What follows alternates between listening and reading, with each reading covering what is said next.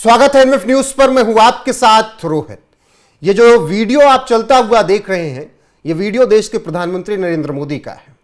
और ये आज जब मानसून सत्र की शुरुआत हुई तो उसके बाद सदन से निकलते हुए वीडियो है, क्योंकि अराजक तत्वों ने संसद पर धावा बोलने का पूरा प्लान तय कर रखा था। यानी तिलचट्टे, कॉकरोच, सीजेपी, कुछ भी कहिए, संसद की तरफ बढ़े। फिर उसके बाद पुलिस ने एक्शन लेना शुरू किया, आंसू गैस के गोले दागे और जिन्होंने तांडव मचाने की कोशिश की उनको सफेद वाले डंडे से अच्छे से समझा भी दिया कि शांति रखो, ये बांग्लादेश, नेपाल और श्रीलंका नहीं है, ये भारत है। अब क्या इन कॉकरोचों के निशाने पर धर्मेंद्र प्रधान से ज्यादा प्रधानमंत्री नरेंद्र मोदी थे? मेरे साथ राजनीतिक समीक्षक वेद शर्मा जी, उनसे चर्चा करेंगे। बहुत बहुत स्वागत सर आपका। बहुत बहुत धन्यवाद रोहित भाई। और इस सो कॉल्ड आंदोलन पे शुरुआत से ही सबकी नजर है और आप और हम विशेष रूप से बनाए हुए हैं। अभी आपने कल परसों जब बेचारे को मजबूरी में अनशन पे बैठना पड़ा, जो दिन भर समोसे ठूसता हुआ व्यक्ति था अभिजीत दीप के, आपने देखा वो दिन में 5 बार बुक्का फाड़ के रो रहा था और वो चिल्लाते हुए कि ऐसे उसकी गले की नसें फट जाएं। वो व्यक्ति कहता है कि अब धर्मेंद्र प्रधान का इस्तीफा नहीं होगा, अब नरेंद्र मोदी का इस्तीफा होगा। तो मुझे लगता है कि देश के लोग ये पहले ही समझ चुके थे कि ये नीट के आड़ में देश के अंदर अराजकता फैलाने का विपक्षी पार्टियों का प्रायोजित एक आंदोलन था, जिसमें केजरीवाल से लेकर वो तमाम शख्स पहुंचे हैं जो इलेक्टोरल पर भाजपा के साथ नहीं लड़ पा रहे हैं। आप सोचिए वहां पर क्या गीत गाए जा रहे हैं कि नाम रहेगा अल्लाह का, वहां पे क्या कहा जा रहा है कि धारा 370 जो है पुनर्बहाली की जाएगी, वहां आजादी के नारे लग रहे। अरे भाई, देश 1947 में आजाद हो गया था और इन वामपंथियों को ये कौन सा ये सस्ता नशा करते हैं कि इनको जो है रोज वो ढपली बजा के हमको चाहिए आजादी। कौन सी आजादी चाहिए?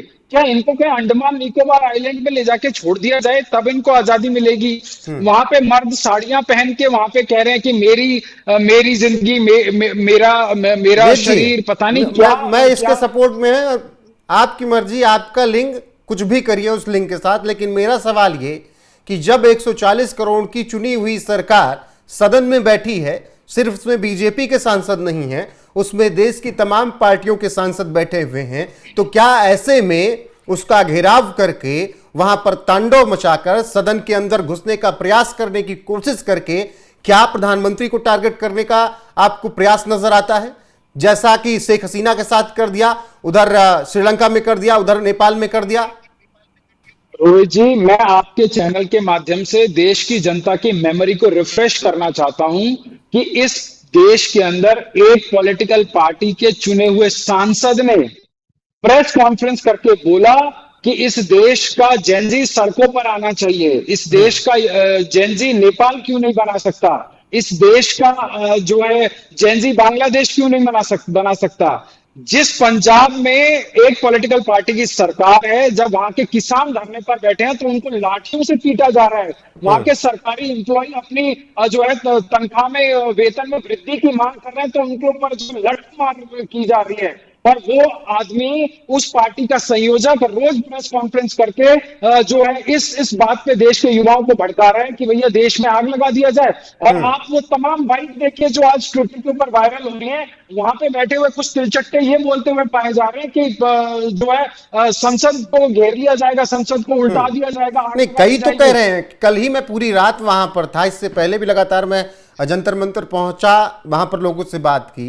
जब मैंने सवाल करने शुरू किए कि ठीक है, देश के नेताओं पे नहीं बात करनी, अगर नीट पर बात करनी है तो नीट पर नहीं बात कर पा रहे हैं। फिर कह रहे हैं कि हमें परिवर्तन चाहिए, तो मैंने पूछा कैसे, तो कह रहे हैं कि जैसे नेपाल में आ गया।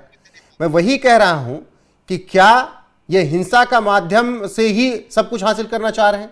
अगर इन तिलचट्टों की बात की जाए, एक बहुत छोटी सी बात ये है कि जो सोनम वांगचुक नई शिक्षा नीति आने के बाद बैठकर धर्मेंद्र प्रधान के साथ चर्चा करते हैं, धर्मेंद्र प्रधान जी के जो है शान में कसीदे गढ़ते हैं, वो पुराना ट्विटर वायरल हो रहा है, ट्वीट वायरल हो रहा है आज। बिल्कुल। आज अचानक ऐसा क्या हो गया?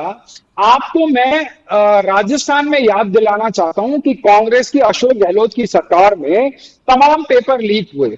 उस वक्त वहां के शिक्षा मंत्री थे डोटसरा जी। आप बताइए, जब जब विपक्ष ने उनके इस्तीफे की मांग की, उन्होंने बहुत बेहूदी, बहुत आपत्तिजनक और ऐसी बातें जो आप और हम सामान्य मानवीय की परिभाषा में हम वो बात नहीं कर सकते, उन्होंने ऐसी भाषा सदन के अंदर प्रयोग की।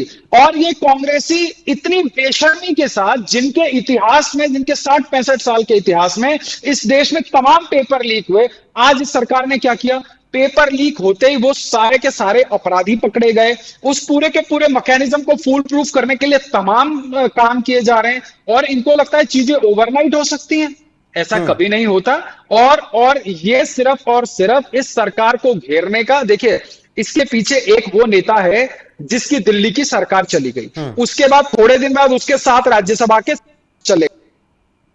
बिल्कुल। और जिस तरीके से लगातार प्रदर्शन पिछले कुछ दिनों से यहां पर चल रहा था, उसकी तस्वीरें सामने थी, लेकिन आज वो प्रदर्शन हिंसात्मक होता हुआ नजर आया। बैरिकेडिंग तोड़ दी गई, सदन में घुसने का प्रयास किया गया और फिर संसद को उखाड़ फेंकेंगे ऐसे शब्दों का प्रयोग किया गया। तो जब वेद जी एक्शन शुरू हुआ तो इस देश का एक लॉबी चिल्लाने लगा, देखो छात्रों पर अत्याचार, छात्रों पर आंसू गैस के गोले। छात्रों पर, सुनिए, छात्रों को किसी कॉलेज में, किसी यूनिवर्सिटी में यह नहीं पढ़ाया जाता कि देश में जाके आग लगाओ, संसद भवन में आग लगाओ, कि कोई यूनिवर्सिटी ये नहीं पढ़ाती। अगर कोई छात्र ऐसी बात करता है तो वो एक नंबर का उपद्रवी है और उसको सख्ती के साथ निपटा जाएगा। दिल्ली पुलिस बहुत ही प्रोफेशनल और बहुत ही मॉडर्न इक्विप के साथ लैस है, सबकी मॉनिटरिंग हो रही है, सबके वहां पे एरियल शॉट्स हैं दिल्ली पुलिस के। बाद जब सबके घरों में पुलिस पहुंचेगी, सबके नोटिस पहुंचेंगे, सबके ऊपर कार्रवाइयां शुरू होंगी, तब नानी याद आएगी, तब पता लगेगा, तब जब हाथ जोड़ते हुए घूमेंगे इनके माँ बाप। और फिर ये जो चेहरा चमकाने के लिए मंच बना रखे हैं, देखिए जो बेचारे जिसको ढाल बनाकर ये लोग सस्ती राजनीति कर रहे थे, उसने तो स्वयं दिल्ली पुलिस को फोन करके कहा कि मेरी तबीयत बिगड़ रही, ये लोग दिन में 4 बार ठूस के खाते हैं, 5 स्टार में जाके आराम मचाते हैं, दिन के 11 बजे। अभी पानी पी लिया है उन्होंने, असंतोष। अरे अभिजीत दीप के छोड़िए, वहां एक बहन जी है, मैं उनका नाम भूल रहा हूं, वो बहन जी दिन के 11 बजे, जी वो दिन के 11 बजे टाटा नेक्सॉन से आती हैं, रात भर घर में आराम करती हैं, पता नहीं कितना ठूस के खाती होंगी, और उसके बाद जब उनको वहां पे वॉशरूम जाना होता है तो 2 बहनें उनको कंधे पे टांग के ले जाती हैं। जब शाम को गाड़ी में जाती हैं अच्छी भली जाती हैं, सुबह आती हैं अच्छी भली आती हैं। भाई एक्टिंग इतनी जबरदस्त है कि आप पूछिए मत। नेशनल ड्रामा इंस्टीट्यूट उनके विद्यार्थी उनके सामने फेल हो जाए, मतलब इस प्रकार का स्वांग रचा जा रहा है। कुछ नहीं कर रहे, कुछ इनको कोई नीट से लेना देना नहीं है, इनको कोई जो है देश से लेना देना नहीं है, इनको सिर्फ दिल्ली के अंदर अराजकता मचानी है। कांग्रेस, एनसीपी कह रहा हूं, एनसी सब शामिल हो गए हैं। रेणुका चौधरी, फारूक अब्दुल्ला सब सड़कों पर हैं, डिंपल यादव। देखिए जिनको देश में कोई पूछ नहीं रहा है, वो लोग सस्ती माइलेज के लिए वहां जा रहे हैं। डिंपल यादव को स्टेज से डिंपल कपाड़िया बुलाया जा रहा है, जिनको ये नहीं पता है कि उनके आंदोलन में डिंपल यादव आ रही है या डिंपल कपाड़िया आ रही है, उसको देश के मुद्दों का कितना ज्ञान होगा आप अपने आप अंदाजा लगा लीजिए। उसके बाद डिंपल यादव का बयान सुनिए, जिसमें वो राम मंदिर के ऊपर बुलडोजर चलवाने की बात करती हैं। तो ऐसे लोग जिनका सिर्फ और सिर्फ एकमात्र ध्येय है कि इस देश में जो है एक समाज को जो है कंधे पर उठाया जाए, उनको हाईलाइट किया जाए। आप अभी देखिए, ये जो रिजीम चेंज वाली एक डॉक्ट्रीन है, वो बहुत सारे देशों में चल रही है, और इसमें कोई बहुत अतिशयोक्ति नहीं होगी कि अगर इसमें एनआईए जांच करे और इसके जो ट्रेस हैं वो अमेरिका तक पहुंचे, कि पता लगे कि कैसे दीपके एंड गैंग और तमाम लोगों को फंड किया जाए। और ये तथ्य सत्य आपको अगले 1 महीने के अंदर देश की तमाम जांच की एजेंसियां आपके सामने लाके रख देंगी। बिल्कुल वेद जी, बहुत शुक्रिया आपका जुड़ने के लिए। फिलहाल बने रहिए हमारे साथ, पल पल की अपडेट के लिए। अभी के लिए बस इतना ही, नमस्कार।